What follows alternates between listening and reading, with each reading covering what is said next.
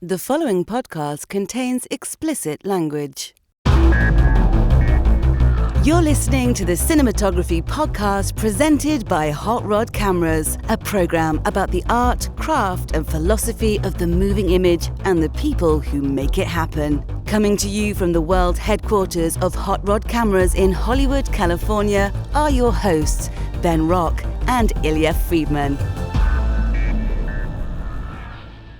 Hey there, Ben Rock. Hey, Ilya Friedman. How's it going? It's going pretty well. It is another fine episode of the Cinematography podcast. Today on the show is Matthew Chuang. I interviewed him because he has been shooting this fantastic new Apple TV series called Chief of War. It stars Jason Momoa, and I keep the analogy I keep sort of saying and thinking to myself as I'm only a few episodes into the series is that it's sort of like a Hawaiian version of Shogun. Did you see Shogun? I did. Yeah. It's awesome. So that's kind of what Chief of War is. So if you are out there listening to the sound of my voice and like Shogun, there's a really good, another series that is on Apple TV you can check out right now. And our guest, Matthew Chuang, shot it. So it's we get to talk all about the fun and interesting and challenging aspects of shooting this show. So we're going to get into that conversation in just a second. But first up, Ben, it is our Close Focus. And now, Close Focus. What do we have to yak about today? What is topical and going on in the world of the business of entertainment, the industry? Well, I would be horribly remiss if I did not bring up that the number one movie in the world is... The world is K-pop Demon Hunters, an animated Netflix original made by Sony, sold to Netflix for $20 million. You can watch it on Netflix right now, too. And you have been able to watch it on Netflix for the past 2 months. It's been out for 2 months. And it's I think they only released it in theaters for the weekend. I don't even believe you can go see it right now if you want. And I can attest, I went to the movies not to see K-pop Demon Hunters. I went to see Nobody too, actually. But the theater was packed. And it was K-pop. Not for Nobody too. It was for K-pop Demon Hunters. Demon Hunters, so. and it's a sing-along. So what? So okay. So it's so popular. They're pulling like a Taylor Swift Eras Tour thing where people are going to the theater to see this thing they've already seen and sing along. Correct. And That's the thing about K-pop Demon Hunters is it's like a completely organic. And in a way, I feel like everyone got caught with their pants down about how organic of a giant hit it is. It's, I think, the most streamed movie. It's definitely the most streamed animated movie in Netflix history. It might be the most streamed movie in Netflix history, and it's a giant runaway hit. And also, the songs on it are all top in the charts. And it's just like nobody had any expectation that this movie would be like that, or there'd be merch, and there isn't merch. You know, I got to throw this out there. Once again, original IP, not a sequel. Yep. Original IP, and wow, what a surprise. People went out to go see something original. People like seeing original things. I think that's amazing. And when it captures the zeitgeist in the moment, I think it was brilliant to them to do this. I mean, what a great plan to take something that people could have a solo experience on the couch and create a communal experience at the theater. And people showed up in droves. Yeah. Amazing. What's weird about it to me is that the co-CEO of Netflix, Ted Sarandos, has for the longest time been railing kind of against the theatrical experience and saying it's not how people want to watch movies. And obviously they saw a possible break here. And it should also be noted, I bet the movie would have made more money, but AMC theaters will not play Netflix movies. So the largest theater chain in the country refused to play it. But, at the Regal by my house, man, you couldn't fit one more person in the place. How many screens is K-pop Demon Hunters playing on? I can't imagine that it's a super wide release. 1,700 screens, which isn't nothing, but it's not the. That's actually not that many screens to have the number one film in the country. That's kind of amazing. Now, I think it should be noted that the number 2 movie was Weapons, shot by Larkin Seipel, interview forthcoming.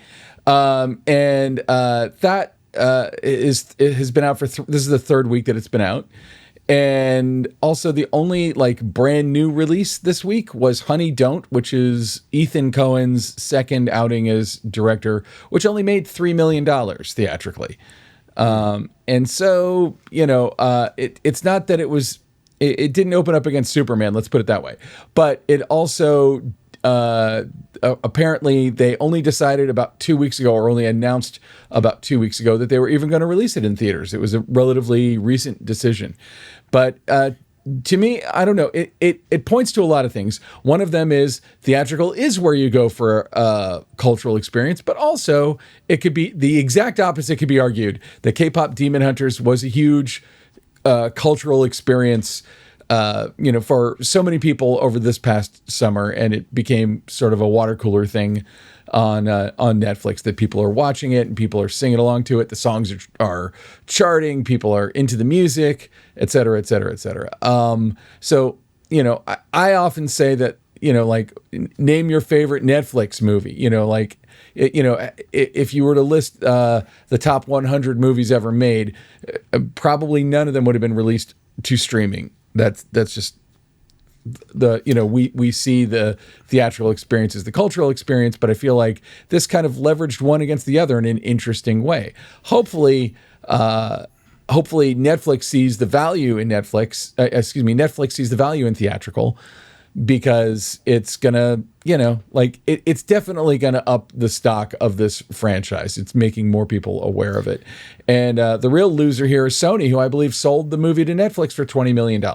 And they just basically made that in the theatrical, so it doesn't count. Like, that doesn't even touch whatever profit they're making. I don't even know how you make a profit on Netflix, because you're just, keeping your subscribers happy. But still, yeah, this feels. I mean, look, it's really interesting for Netflix, because I'm sure this is their first #1 film at the box office, but also it harkens back to a time like a late 70s, early 80s time, where sometimes television show pilots were shown in the theater. Yeah. I remember going to see like Battlestar Galactica, like the pilot. It was being shown in theaters. Like you could go see that. And there were, it was a packed theater. There was a bunch of people who went to go see it. And I mean, I think that that if this is successful, which now it seems that it is, and Sony has announced that they were going to do a whole Alamo Drafthouse sort of anime revival sort of thing too, where they were going to bring back the different anime series and features into that.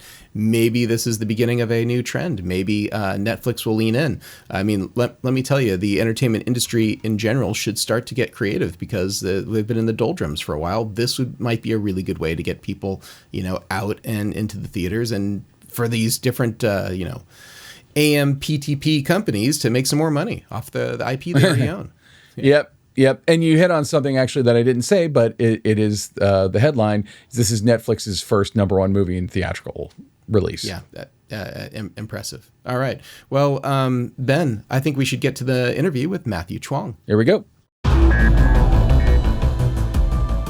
The Cinematography Podcast interview. I'm joined now by cinematographer Matthew Chuang. Hey, welcome to the Cinematography Podcast. Thank you very much for having me. Thank you. You've got a new show called Chief of War, starring Jason Momoa. Mm-hmm. For our listeners who are not familiar with it, give them the quick recap. What's the show all about?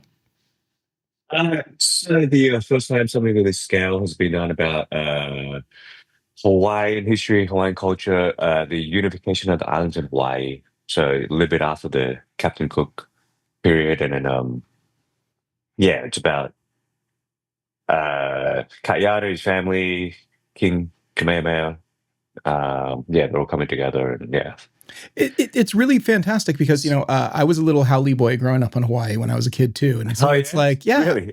And so this is the type of story that like maybe you're aware of if you live there, if you've spent any time there, but it's like it's not common. It is actually kind of like really bringing story to the forefront of public attention, which I think is really cool. Did you guys feel a real responsibility to tell the story? Of course. Yeah. No, it was a big responsibility. The first 2 apps is all in native Hawaiian. I think that's, to hear that language on screen for the first time, really on this scale is, there was a lot of responsibility. There was quite a lot of people who guided us, guided the cast, to just make it feel real. And obviously that's how we approached it when we were making the series, is for it to feel real and grounded.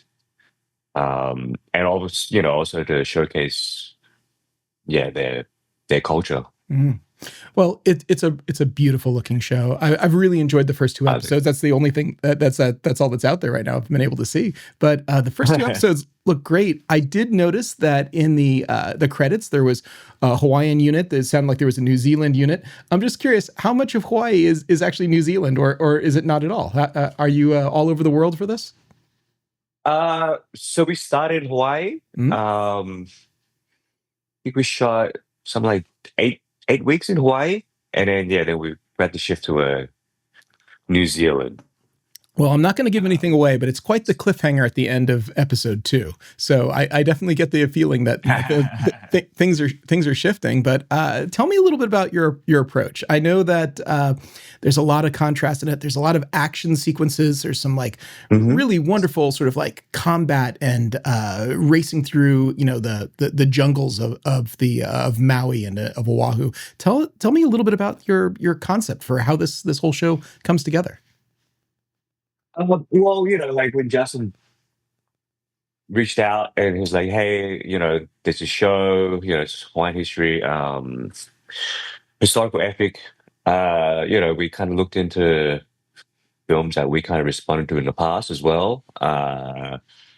Last Mohicans, a lot of the films shot by John Toll, Terrence Malik.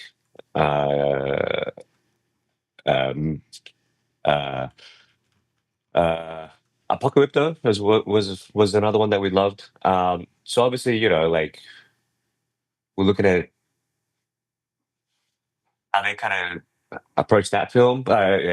Those films. We knew we wanted to keep it naturalistic and honest and real. We didn't want to put too much of a stylized look on it. And then, I guess we started like just breaking down the sequences and working with John Valera and the second unit and stunt coordinator. Just seeing what was possible, and the fighting in this series is the first time anyone's really seen that kind of fighting style, the Hawaiian fighting style. So we just wanted to make it real and intriguing, I guess, for the audiences. It's as soon as you mentioned sort of like these movie influences, certainly like Last of the Mohicans and Apocalypto and stuff, you definitely you can feel the inspiration, and this is equally a beautiful show, and these wonderful Terrence Malik style vistas looking out over sort of like the fields and stuff. It's like I'm curious, what did you have the situation? I mean, I'm sure it was all very, very planned out, but do you have the situation of like, oh, it's totally beautiful this direction, but it's actually equally beautiful over here. Like, totally. Yeah. It's like, and no, wait a second, over here is also really good. So it's like, I mean, everywhere you point a camera there, I have a feeling that's like, it's, you probably get like another, beautiful bit of scenery. So tell me a little bit about, the process of breaking down some of this. I mean, like in the first 2 episodes, there's a lot of complication. I know you worked with the second unit and you worked with your coordinators, but it's like, there is so much going on. And that it feels like a feature, these first 2 episodes, because it's 2 hours. It's 2 hours plus. It's like it's a whole thing. Tell me about getting into the story this way and getting into what is it for you about the framing? Is it about the lighting? Is it about the interaction? Tell me about, you mentioned Justin. That's Justin Chon, of course. He's been on the show before. Fantastic director. Tell me about your collaboration and bringing this to life. So, this is our second project together. We did a film called Blue Bayou before. So obviously we had a great relationship there. And, I guess for us, like, we wanted to showcase Hawaii, showcase the culture. We wanted to feel beautiful and poetic, but once again, in a way that feels grounded and real. And this is my first TV series. I haven't done TV before. You'd never know it so from it's a looking big. at this. Yeah. Oh, thank you. Well, Thank you. Yeah. let's drill into that a little bit then. How does that feel though, coming onto like this is a big series. This is big. I mean, how does that feel for you moving into like your first TV series is this massive project? I mean, I have to give Justin a lot of credit because he fought for like 3 months to hire me, Yeah. so to convince the people to hire me. And being on this scale of production, this canvas, this huge canvas is was very exciting, but also we were obviously uh fearful of not failing really. um Are you waking up but before your yeah. alarm type of fear of like, you're gonna I mean, I think every day is like fears like, oh, are we gonna make the day, and are we gonna get something great? And like obviously there's a responsibility uh that's huge and immense on something of the size. But I guess we kind of just trusted in, like going back to our, visual approach, staying once again grounded and just going with our gut feeling and our instincts. But it was obviously a lot of fun because we had resources for the first time. So we had incredible, very, very, talented and experienced crew that we can rely on and, work with. Justin and I, we approached it like how we would like a small indie film, like we still had the same kind of approach. Yeah. yeah. We just kind of, try to stay grounded in that kind of sense. Yeah. And you definitely do, and you pull it off. There is it's heightened reality, of course. It's not it's not real. Yeah, of It's not, course. Yeah. documentary stuff. But it's gorgeous, and there's so much going on. The colors also feel like it's a contrasty show, and the colors also feel very vibrant and saturated. Was this a real? Yep. Was saturation really something big from the get go of how you wanted to play? Yeah, no, yeah. So once again, like Hawaii is like, the greens of the forest, the blues in the water, and the sky, and of course the costumes, with the colors, with the red feathers, and we wanted to, we wanted to throw back to like the older historical epics, and then we wanted it to be a beautiful show, like once again to showcase Hawaii. And we kind of wanted to like stand out a little bit, I guess, from what's being made out there as well. So yeah, I was momentarily concerned when I first saw that this was coming out. I was like, well, it's going to be all shot in Canada. It's going to be a Canadian. So I'm pleased to see that you guys didn't do that, and I'm pleased to see that you're really the culture of the island still to this day is very vibrant, and there's this ancient history that is it's not that far back with Captain Cook, and getting all into that is very, very interesting, and the unification is such an interesting period of time for in the history of Hawaii. So it's going to be, I think it's going to be really cool to see where this show goes. Actually, I don't know how many episodes it is. How many episodes is it? 9. Yeah. And did you shoot all nine episodes, or did you have to split the responsibilities? Yeah. So I did episodes 1, 2, 5, 8, and 9. Oh, wow. Okay. 5 and 8 are directed by Brian Mendoza, and 9, the finale, is directed by Jason Momoa. Mm-hmm. And I did. Is this his directorial debut? Yeah. All right. Yeah. All right. Cool. Yeah.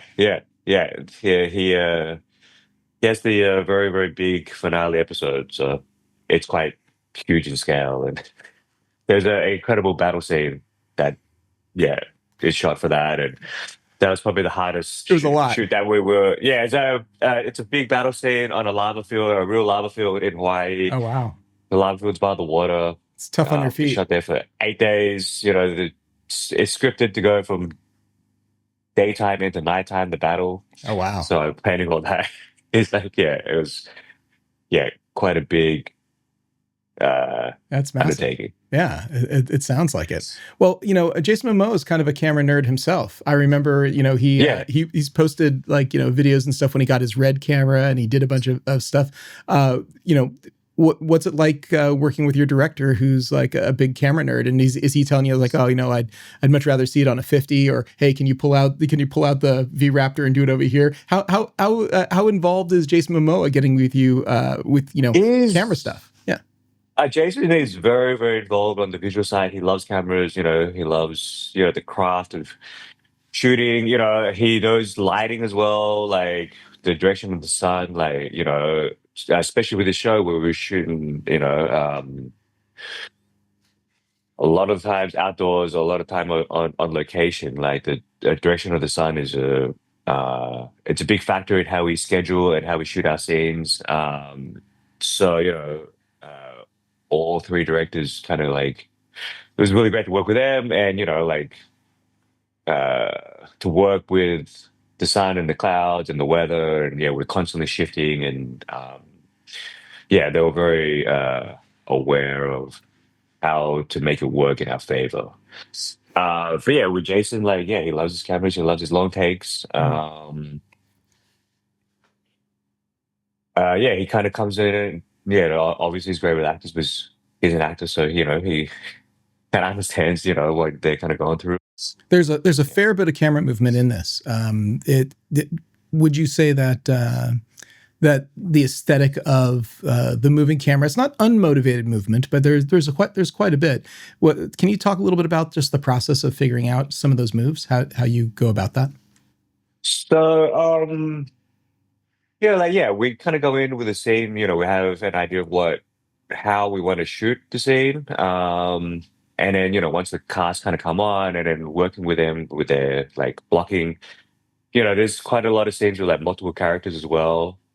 So we kind of always want to just like tie them together and then, the camera is obviously circling around them quite a bit and revealing things and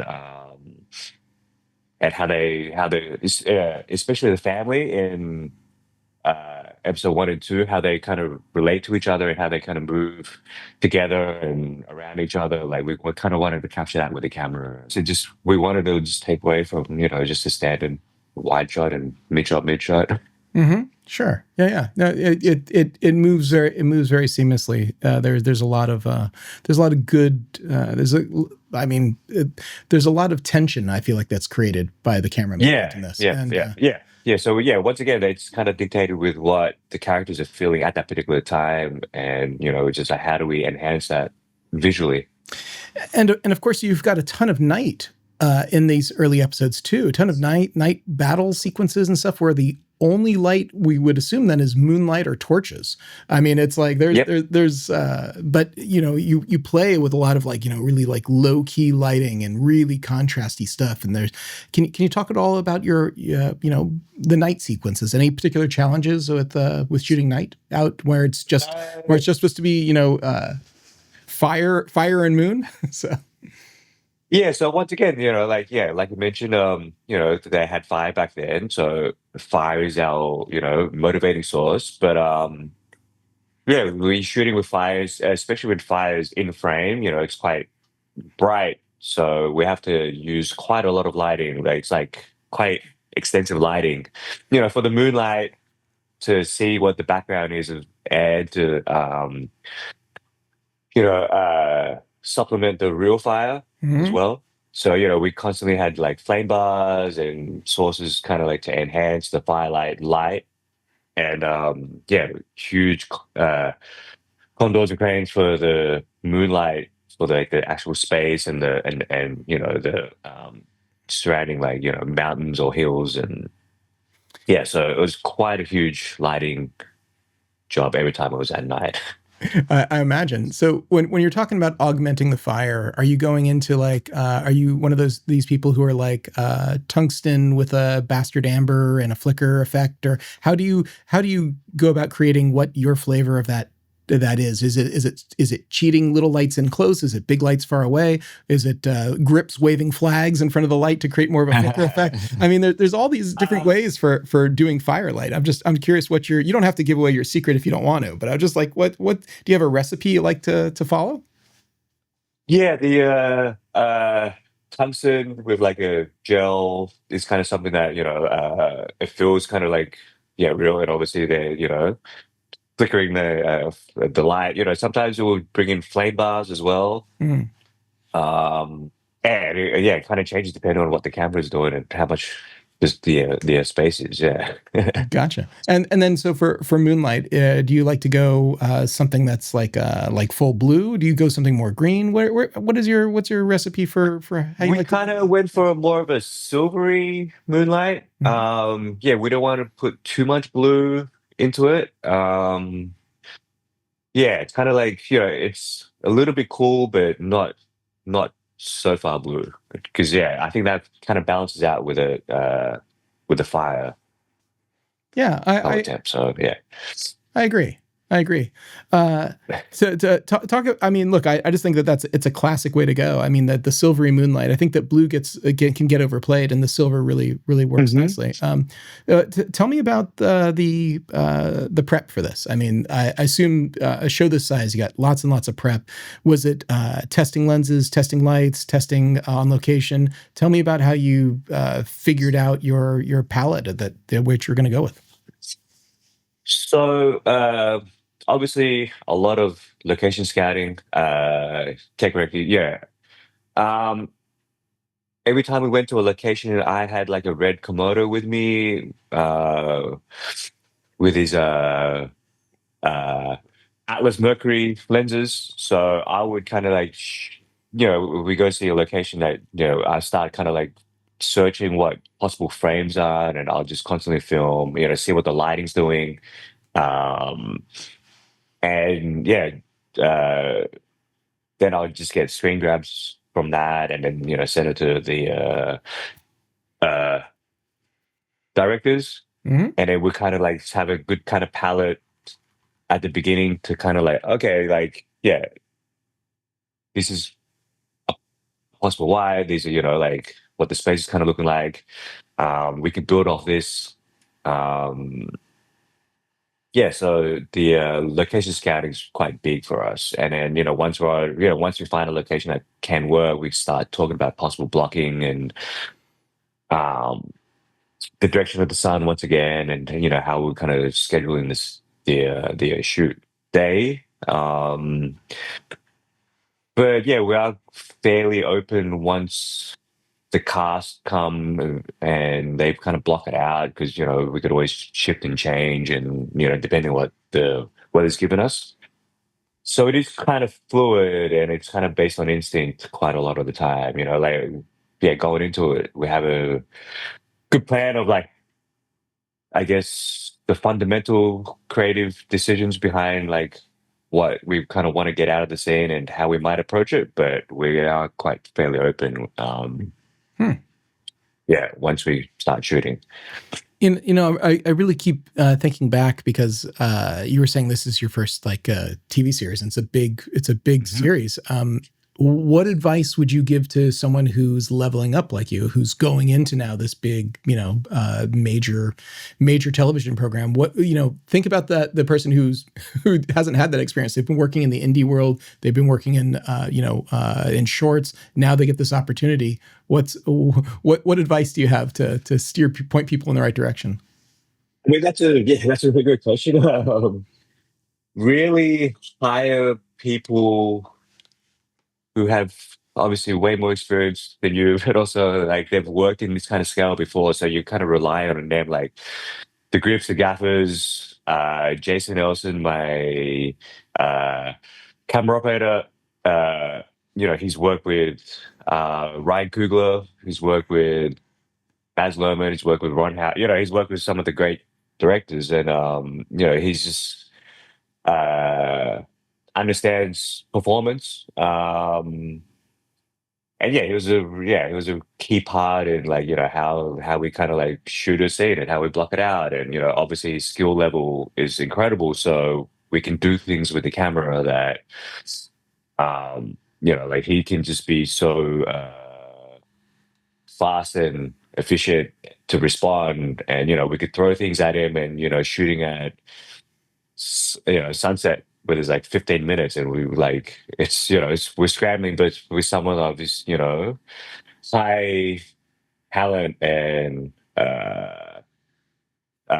experience, that we will throw him in there with very very short amount of time, like with the lighting setups, like I'll on location, like we're like, hey, this is kind of like what we're looking at, this is kind of like the feeling that we kind of going for, I'm thinking possible sources here, and then the gaffer and the lighting department, they kind of like figure out the specifics of how that is, and they're like, what do you think of this? What do you think of that? So I'm really like asking them, this is kind of like what we're looking for. This is what we need, and they kind of like figure it out, like. No, I think that's really true. Actually, I talk to a lot of DPs on this show, as you know, and it's interesting because I think that sometimes calling very specific technical orders is definitely not what your gaffer wants to hear. Your gaffer doesn't want to hear. That's right. Yeah. Give me a light mat on a boom arm, extend it out 6 feet, give me 60%. They don't want that. They want to hear it's like a sconce and it's angry. It's an angry sconce. Yeah. It's like, I want to get like some light from a sconce, and like they want some emotion and some characterization. Would you say that your relationship with your crew is sort of like that too, where you're not micromanaging sort of the technical details? Well, that's right. Yeah, you're evoking feelings. Yeah. Yeah, because you want them to be involved. You want them to bring some ideas. Like you want I'm always someone who kind of like I don't tell them what we want. I tell them what we kind of like want to go for. I definitely not micromanaging. Like same with the directors and myself. Like they don't. They're like they want my input, and we kind of discuss, and Justin's like constantly like, like what do you like what are you feeling, like this is what I'm feeling, and then and I think it's like listening is a very very big thing on something of this size, especially what the director's doing, what the cast is doing, what the cultural advisors are kind of like advising us. So I think something on this side is like, constantly just like listening and then hearing what all the, what people's intentions are, and, where they kind of want to head, and then, building off that.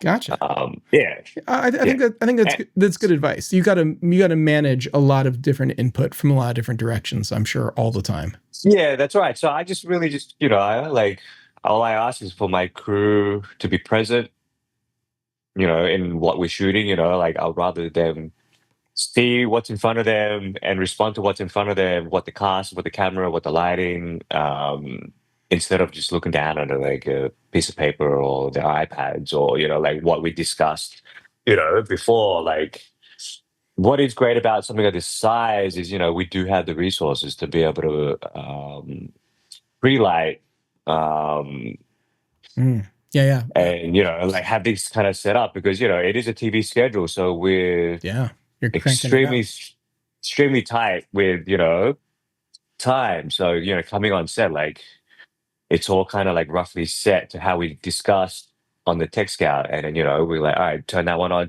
bring this one down, balance this one out, so we're there's not a lot of waiting around for setup time. It's kind of like pretty much set to begin the day, and then that gives the most time for the spend that time like actually filming than actually setting up. So Yeah, of course. Well, tell me about the early DP days of Matthew. Tell me about like when you got the bug. When did you realize that being a cinematographer was a job that you could do? Tell me how you got into this business. I mean, my family, we grew up. I was born in Taiwan, but family moved to Sydney when I was 3. They worked in restaurants. Then, so yeah, films is something that I just kind of like loved as a child growing up. Like obviously like this films like Steven Spielberg, but also uh, Jackie Chan films, John Woo films, and yeah, like kind of like started to like I guess being really into them, and then noticing, oh, this is how they kind of move the camera in here and there, and then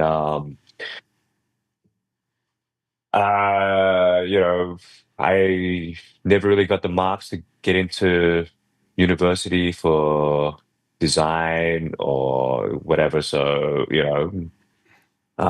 my dad was like, well, you like films? Like, why did you go to film school? I was like, oh, I didn't have any idea that I could do that.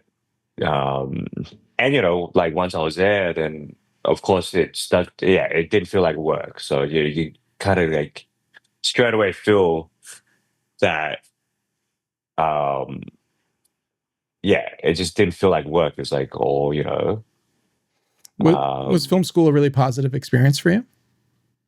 yeah, no, it was. I guess it's like the first time where you kind of just going through the paces, and you're going through, like working with a crew or working, like how mentally and physically, how, yeah, how much it takes on you to like experience that. And, it's a very great, like, seed, I guess, like the first experiences. But yeah, what's great about film is like, you're constantly learning, you're constantly growing, and like you're like where you kind of want to reach as a filmmaker always keeps kind of building. So you never kind of reach where like you want to go. Like it's constantly like evolving. So, you're like, growing with um yeah, every production they kind of work on it's very different, like obviously Chief of War is such a huge, big kind of scale. So a lot of people management. Um, but since then I've done like smaller films, which is, like once again the same kind of level of intensity and approach. It's just a different kind of like yeah type of filmmaking, where it's like more about the cast in this room, or like yeah, it always kind of keeps changing, which is yeah very exciting. Did you have a mentor? Was there anyone who you can really credit with kind of taking you under their wing and teaching you about the about shooting or the industry? No, there really wasn't anyone kind of specific. I was like always trying to do my own research, like listening to like podcasts, reading, American Cinematographer, director's commentaries was a big one. Yeah. DVD Yeah, commentary. I So had yeah. like yeah, I always had like a pretty big collection of yeah, director's commentaries. I always kind of want to hear from the people themselves, what their mindset was, what their, like yeah, it's just yeah, a lot of like my own kind of like research, to be honest. And then and yeah, obviously working with the directors I work with, like especially Justin, we've always kind of like pushed each other, and we set the standard very high for ourselves, and we always try to push beyond that. Yeah, so it's really yeah, the directors that I kind of work with. Gotcha. Okay. Uh, how do you deal with situations where you and the director have a disagreement over how something should go? Because it's part of it. You work closely with people. You work for weeks and months on end. At some point, someone has a strong opinion, like I really think we should do it this way, and then you might think maybe this way would be better. How do you deal with that? How do you deal with that interhuman? I mean, Yeah. I'm a big believer in, the director should make the film in the way they kind of want to do it. And,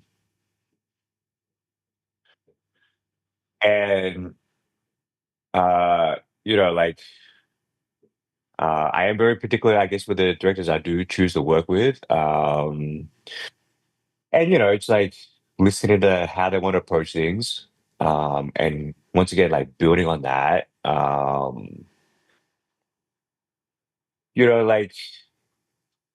Like it's a very good question. Like it's not so much like disagreements, I guess. It's just more like once you kind of like build that trust and foundation, we're always kind of like challenging each other to do more, or like just like stay true to our instincts. And like there are times where we could look at each other and look at kind of what we're shooting, think and say, look, I think we like, you know, we're not quite feeling it. And I think that's a big thing. It's like we can look at each other and say, what we're doing right now, it's not connecting. Like, what is it that what's not working? Yeah, something feels off. It's like too design, or it's too, it doesn't feel like it's It's not the vibe, living, if not the that makes vibe you're going sense. for. Yeah, you're trying for something else. Yeah, so it's just like, to have that trust within each other to go, all right, something's off, what is it? And then trying to figure that out and, like to like suggest ideas to each other or, and then, I guess it's great when, a director like says some kind of like, oh, I'm feeling this, and then maybe, and then whatever they say, like you can kind of like jump on it and then like, oh, you mentioned that thing there. What if we do this to enhance that? And like to build on ideas, so like constantly push, so Yeah. yeah. I'm kind of curious. Like I'd like to know a little bit more about like about your philosophy regarding styles. I guess like with myself and with the directors I work with, to be honest, a lot of our visual style and our approach really comes from a place of supporting the performance, the actors. Like by design, I don't really have a lot of like stands and flags and like stuff on set. So, once it's kind of like all motivated or it's all kind of like hidden or yeah, as a general kind of philosophy, I always try to keep the space open for the actors to be able to come in and like, be within that space. And then, a lot of what the camera is doing is motivated by what the cast are doing. And, once again, like how the actors are relating to each other and within that space. So yeah, we kind of, I just kind of like try to light the space itself and then shift and respond, if the actors kind of like move into a different space or whatever. I was just kind of like trying to do things behind the scenes, I guess, for them. Once they're on set with the director, like I shift according to what they're doing. Gotcha. Okay. So it's more, yeah. I guess my approach more when it comes to like shooting things is always in support of what the cast is doing. Like I can make, I learned very, very early on that, I can make something like look incredibly beautiful, but if the people watching aren't relating or aren't responding to the actual actors, then it doesn't really matter. Like, and I really kind of like when it comes to like choosing projects, obviously the director and also what the film is about, what we're trying to say, and what the cast, what they had to kind of work with, and Yeah. I think so. It sounds very reactionary. It sounds like, you're really about delivering the director's vision. So not based on not following the trends, but since Yeah. let's go down this path. Since you talk about wanting to bring the director's vision as the number one priority and wanting to work with it. Tell me a little about compare and contrast. What's it like? The directing style of like Justin Chon versus like Jason Momoa. You work with both of them. You did a bunch of the show. The big finale. I'm guessing like it's a bit different. It's not the same thing, and you're there to deliver their vision. How does it shift when you have a change in directors? I mean, they are, in some ways, they're quite similar, Justin and Jason, because they're both actors. Justin, he was an actor for a long time, and he obviously still acts occasionally here and there, but, they're actors that have become directors. So once again, like, they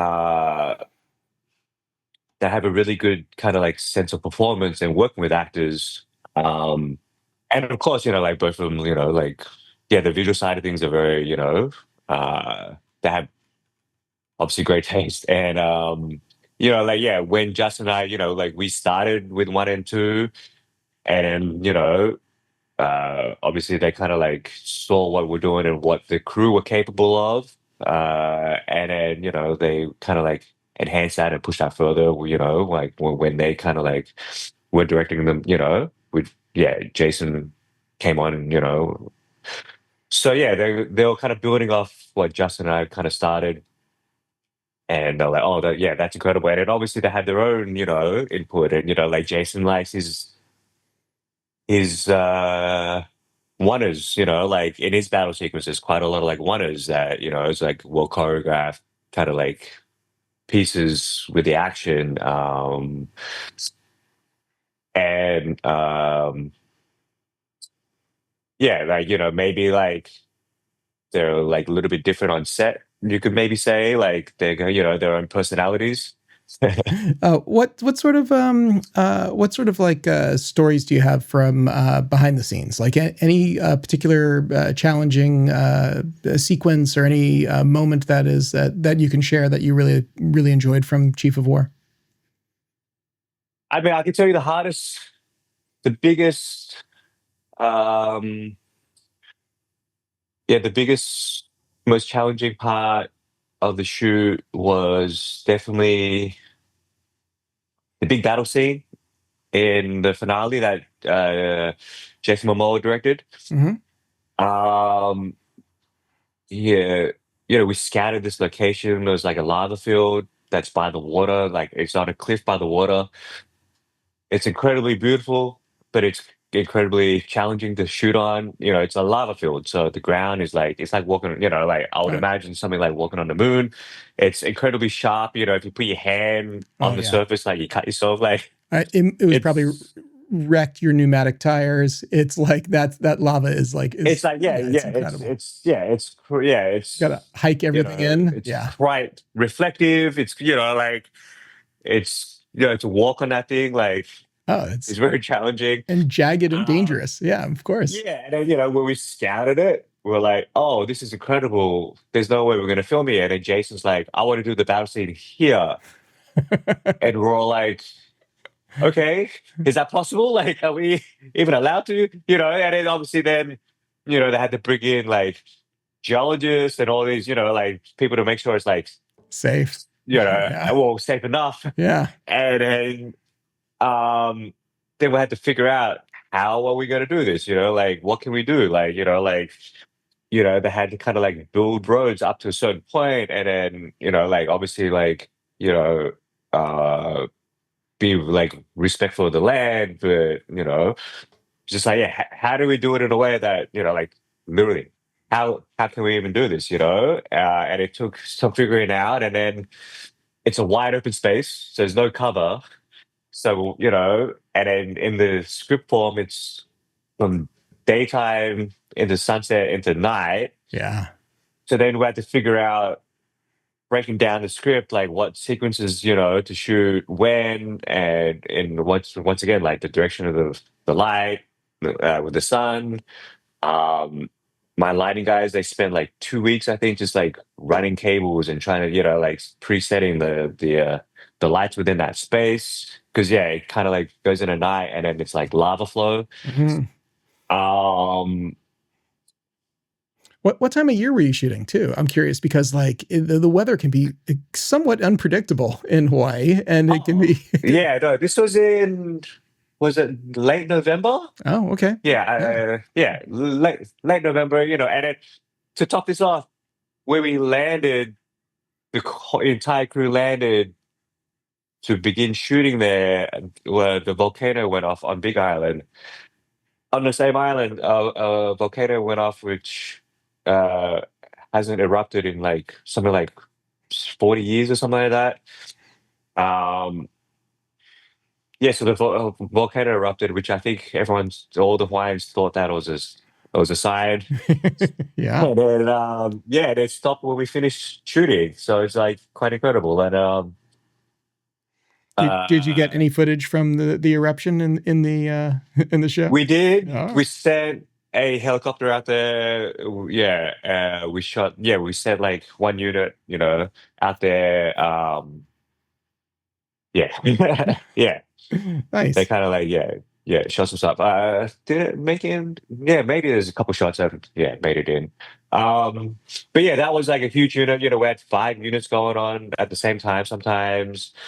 Jason asked Justin and Brian to come in and shoot certain units. We're shooting kind of like simultaneously. Jason and I would just run around to different units, and then would all kind of combine together for like the bigger sequences. The whole time of day scripted thing was kind of like challenging to figure out, and sometimes we'd have to get there at like 3 a.m. Oh wow! Shoot the night first into day.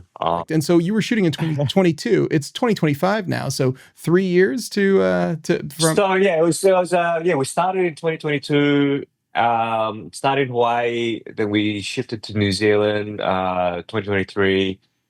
We're there for like 7 months, I think. And then we finished just before the strikes happened. And they're going into post, and then and then 1 year later they called us back to like they restructured some of the sequences, some of the eps. They changed some of the dialogue, added new scenes. So they called me back, called Justin and Brian. We shot. They redid quite a lot of like season episodes 3 and 4. They shifted a whole bunch of things, and then And so we got go back, and then we shot that, and Brian and I shot some stuff for episodes 3 and 4. Actually, quite a lot actually. Like I think almost half the episodes. I think it was all like new material. That's Brian Mendoza, the director. Brian Mendoza. Yeah. I think he did some DP work for Once Upon a Time too. So that's right. Here's the thing. We're like, I guess that's why they, Jason and Brian. That's why they love Justin and I, is because we've come from like a very independent kind of background, and it's all about like our instincts, and we're constantly shifting. And like when they're hiring me, like like when I finally sat down and spoke to Brian and Jason, like I was telling them how like Justin and I how we like to work, and it's all based on instincts. And then they were like, "Oh, that's how we want to work." Like, something this size, like like we didn't want to be tied down to our like storyboards that we did, months prior. Like we want to be like once again present and seeing what's in front of us and how we respond with So yeah, I guess that's like That really they've all kind of come from that. Yeah. it really sounds like the crux of it. It's not quite improvisational, but it's very reactionary to sort of like what's happening in the moment, what's the feel, and then how to break it down and move from there. Which is Yeah. it sounds very intuitive. It sounds like it has a lot to do with what everyone's feeling in the moment there. So Once again, like we have an idea of how we want to do it when we're scouting the location, but it is quite open when we're there, and then like we have to trust in our crew to be kind of like prepared to like once again, like we have a really great crew involved, so we knew that we could very quickly and efficiently shift into like we knew what we had on hand. If it was like a crane or whatever, like and then just having the crew kind of like build something with them. Yeah, I do feel like that way it kind of like makes it feel kind of like once again real, uh, alive. It's not something that's like very restrictive in our approach. So yeah.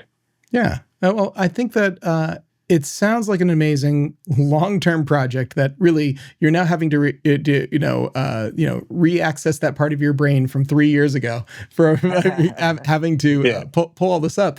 But I know that there's people I worked with on projects many years ago that became lifelong friends. And I have to imagine that on a project this size with a cast and crew this size, I mean, are there people you still keep in touch with from this project? Is this the idea of like family? I know family in Hawaii, and Hawaiian is very, very big deal. It was this, was there a Hawaiian crew? Was it like, what's the aftermath of this experience?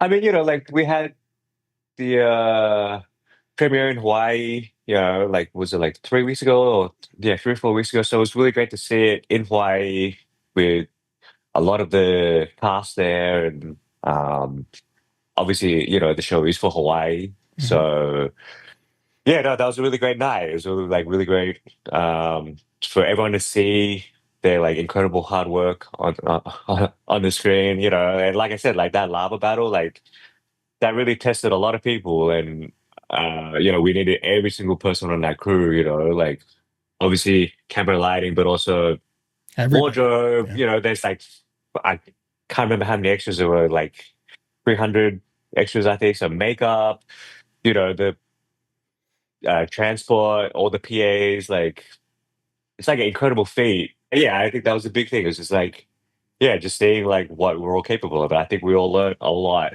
together, and just really relying on each other to like get through it. So and then that kind of like you said, that brings everyone together, and I'm extremely grateful of everyone like everyone coming together and it's their incredible hard work. Yeah, well, they say it's like difficult circumstances build tighter bonds. It's like people talk about going to boot camp together and stuff like that. There's friends they made in boot camp. There's so many sets that I've worked on where it's like all these people were in there, doing their hardest, sweating it out, trying to like get the day done. When you're talking about such a massive project and a massive undertaking, and I know what those lava fields are like, and they are. It seems like a brutal. And if the weather is hot, it would be like an incredibly like I can't think of a more difficult place possibly, because I don't even know if you could drive in to like most of that space. It seems like it would have to. You can't. So like you could only do a dirt road up to a certain point, and then after that, it's just like you have to walk, hand carry. You have to trek. Like everyone's carrying, like the camera guy's carrying. It's like like you said, it's super hot. The sun is, like right above, it's like half sun. And then it like rains and you can't, there's no shelter. Like there's nothing there. We just kind of like have to just deal with it, like, maybe like 1 or 2 tents there, kind of like, but then you got to like get to that place and then, like use my bathroom is like, it's like, everything stuff like that is like extremely tough, like, you can't like do anything. It's like it's going to be probably like a half-mile hike or something to get back out at least. Well, I just like try to figure out, it's like, how do we move the camera? And it's like, how do we like, like anything? It was a big challenge, and like a lot of like just figuring it out, problem solving. That is kind of the magic, though, I think, about production people in general. Like, you know, most production people are pretty dauntless when it comes to like having to figure out a problem on the fly and making it work. Really, Matthew, this has been a great conversation. I really appreciate you, shining a light for a little bit here on the background of Chief of War. And thank you very much for coming on the show. I think this is a good place for us to leave it. Where can people find you if they want to track you down? Do you do any of the social media stuff? Yeah, I'm on, Instagram. Matt Scope is my Instagram account. So I'm really on there. All right, fantastic. We'll put a link to it in the show notes for this episode at camnoir.com, which is our official site for the podcast. Thanks so much for being on the show. Thank you so much for having me on. Yeah, it was really, really great. So that was Matthew Chuang. Hey, thank you so much for being on the show. Chief of War, Apple TV. Go check it out. And now, short ends. Ben, it is our short end time of the show. It's when we talk about our pet obsessions. It could be anything. It could be some sort of thing, an experience. What's your pet obsession? What is your short end? I stumbled across a very random film on Tubi the other day. Tubi, I think the algorithm is figuring me out, and it gave me a film called Exegesis Lovecraft. Whoa. And so it's about this dude. I hope I'm pronouncing his name right. I think it's Case Pasha. He's Pakistani and Canadian. And as a kid was feeling very alienated by the world. And he stumbled across H.P. Lovecraft. I think the irony is that like H.P. Lovecraft, brilliant writer, visionary, also horrible, horrible racist. But we'll put that aside. But basically, it's about he became obsessed with Lovecraft. He went to he made a Lovecraft film to get into film school, went to film school, made a bunch of Lovecraft adaptations, and it's sort of it's weird to compare it to this, but it reminds me a little bit of Ross McElway's documentary Sherman's March, where he's making a documentary about Sherman's March to Sea, but it keeps getting stuck on his love life, and then he'll make a documentary about his love life for 20 minutes, and then he'll go back down the rabbit hole of Sherman's March to Sea. Like this is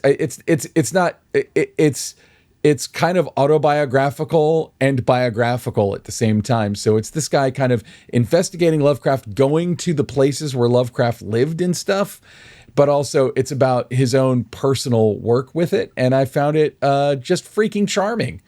And I feel like we've gotten rid of the kind of cultural idea that people who are horror fans are horrible people or enjoy watching terrible things happen to people, and kind of understand that there's a lot more going on in any genre than possibly what meets the eye. And I feel like this guy is a really cool guy, and it's fun seeing how he kind of put this thing together. You see snippets of his films, and again, you kind of see his travels, and he's got some interviews with people who know all about Lovecraft. And anyway, I just dug it. It's a really cool film. That's cool. I like it when documentaries play a little bit with convention. I think that you can get something fun out of it. It's very visual. It's very visual. It's very engaging. And I mean, don't go to it expecting a documentary that's a straight up History Channel show about H.P. Lovecraft. That's not what it is. That's not what it's designed to be. Yeah, that sounds great. All right, so Ilya, what is your short end? I got to give a lot of credit to Sony this week. Sony, maker of probably the largest lineup of cameras in the world, for, including the ones cinema. We're filming ourselves on right now. Including the ones we're using right now.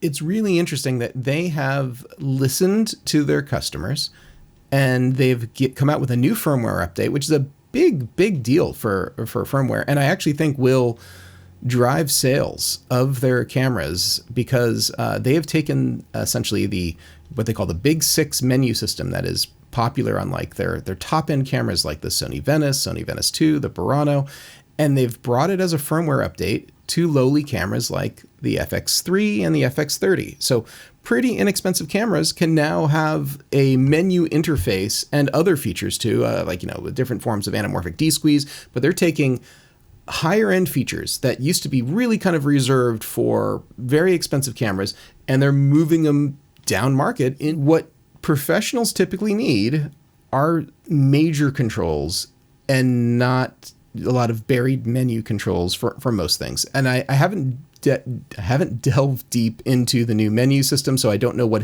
may have changed for the minor items, but the big six is like your frame rate, your resolution, your shutter angle, your ISO. Like, these are the things that you are constantly accessing. And the way it typically works with smaller cameras is they don't, this is actually, Panasonic got a ton of praise when the Evo 1 came out, because they gave customers that menu. So I think really, other manufacturers should be paying attention to what Sony's doing here. And if they haven't already, I have a feeling that they're going to be setting a trend here, because, man, anyone who's interested seriously in working professionally wants to have a good interface. They want to be able to not be fighting the system. That is the biggest impediment of like a ZV-E1 compared to like an FX3 or an FX30 is, okay, I kind of tap the screen and now suddenly I'm in cinema mode, or suddenly now in this super other annoying mode, or what happened here? You want to make sure that it's really easy for you to get to where you want to get. And the camera manufacturers, they're not dumb. They know for a fact that only people who are professionals really understand that this is the way that they want to do it, and this is the way they want to manually do it, and that the consumer class of people who are buying the cameras, they don't even know to ask for this feature. This is not something that they're asking about. But because they sell tons more to the consumer space than the professional or even the middle sort of prosumer space, if consumers rose up and asked and demanded the way that the professionals who are using these small cameras did, I'm sure we'd see it go down to that level. It's just that, it's not a priority for them. You don't have, the TikTok people talking about how they wish they had professional menus because they've never seen a professional menu. I know. It's just, you want an uncomplicated menu. You want a menu that, like you said, that basically just foregrounds the top three things that you use all the time. And the reality is that you can do all the same functions with the menus the way they are without updating your firmware. The issue is that it just takes you a lot longer to switch, and that's what professionals want. Is they want their tools to get out of their way. They want their tools to absolutely be intuitive. And huge congrats to Sony for listening to customers and to bring these features down, which is fantastic. All right, so Ben, I think that just about does it for this episode. Where can people find you if they want to get in touch? You can find me at benrock.com. Best place to find me. You'll find everything you ever wanted to know and 10 times more, and links to all the stuff I've ever done. How about yourself, Ilya? Where can people find you? They can find me over at Hot Red Cameras, sponsor of the show, where we sell all kinds of incredible cameras, lightings, lenses, technology, including the Sony FX3, FX30, and all the other Sony cameras all the way up to the highest end of their lineup. Plus, everything else that people might use. So if you are in the market for lighting or lenses or gear of any sort, reach out to Hot Red Cameras. You'll talk to a real person. You might even talk to me. Whoa. So, yeah, I know. It happens. Who do we have to thank for this episode? I want to say, usually we thank Alana Cody right here, but I'm going to thank Charlie Nix because it's our last episode with Charlie Nix as our editor, and it's been a real pleasure. Charlie's a great guy. He's done an amazing job, and we look forward to seeing what Charlie does in the future. Hope he remembers the little people. Indeed. Charlie, thanks again for all of your time with us, and best wishes for your next occupation. And stay in touch. And then we got to thank, obviously, Alana Cody, our intrepid, awesome, kick-ass producer who has us interviewing lots and lots of people. We, just last Wednesday, we had 2 interviews in the same day. It was crazy. We never do that. Rarely. But they were good interviews. And last but not least, we should thank Kay Zalatrakshy, our composer, who made every scrap of music you hear on this podcast. He also has a YouTube channel called Kay's Labs, where he shows you how to fix synthesizers. You should all go do that and blow up his comments section today. Indeed. All right, Ben, that's going to do it for us. Do you want to take us out? Thanks for tuning in. This has been the Cinematography Podcast, presented by Hot Rod Cameras. Find your next camera, lens, or accessory on the web at hotrodcameras.com. Don't forget to subscribe to our show on iTunes and connect with us on Facebook and Twitter. Thanks for listening.